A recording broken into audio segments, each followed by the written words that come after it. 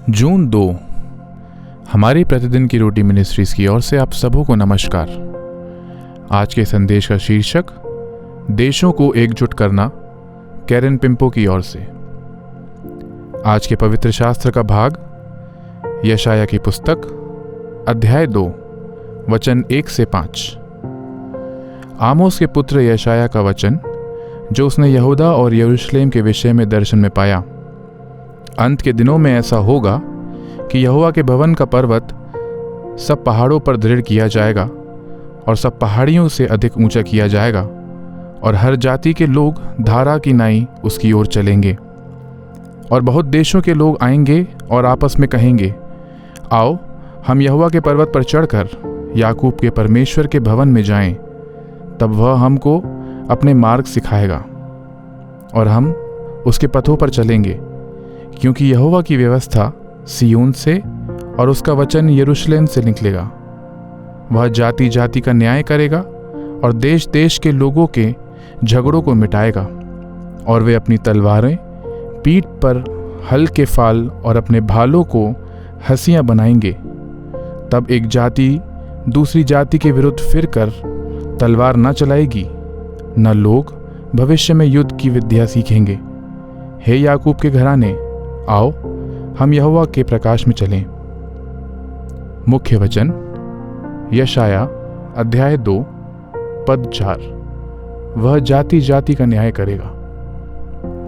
संसार की सबसे लंबी अंतर्राष्ट्रीय सीमा संयुक्त राष्ट्र अमेरिका और कनाडा द्वारा साझा की जाती है, जिसमें अविश्वसनीय रूप में 5,525 मील भूमि और पानी शामिल है। सीमा रेखा को स्पष्ट करने के लिए श्रमिक नियमित रूप से सीमा के दोनों ओर 10 फीट लंबे पेड़ों को काटते हैं। साफ की गई भूमि की यह लंबी पट्टी, जिसे स्लैश कहा जाता है, 8,000 से अधिक पत्थर के निशानों से चिन्हित है, ताकि आगंतुकों को हमेशा पता रहे कि विभाजन रेखा कहाँ पड़ती है। स्लैश के भौतिक वनों की कटाई सरकार और संस्कृतियों के अलगाव का प्रतिनिधित्व करती है। यीशु पर विश्वास करने वाले लोगों के रूप में हम उस समय की प्रतीक्षा कर रहे हैं जब परमेश्वर उसे उलट देगा और समूचे संसार के सब देशों को अपने शासन के अधीन एकजुट कर लेगा। यशाया भविष्यवक्ता ने एक ऐसे भविष्य के बारे में बात की जहां यहोवा के भवन का पर्वत सब पहाड़ों पर दृढ़ किया जाएगा। सब देशों के लोग परमेश्वर की विधियों को सीखने और उसके मार्गों पर चलने के लिए इकट्ठे होंगे। फिर हम उन मानवीय प्रयासों पर निर्भर नहीं रहेंगे जो शांति बनाए रखने में विफल रहे हैं। हमारे सच्चे राजा के रूप में परमेश्वर जाति जाति के बीच न्याय करेगा और सारे विवादों को सुलझाएगा।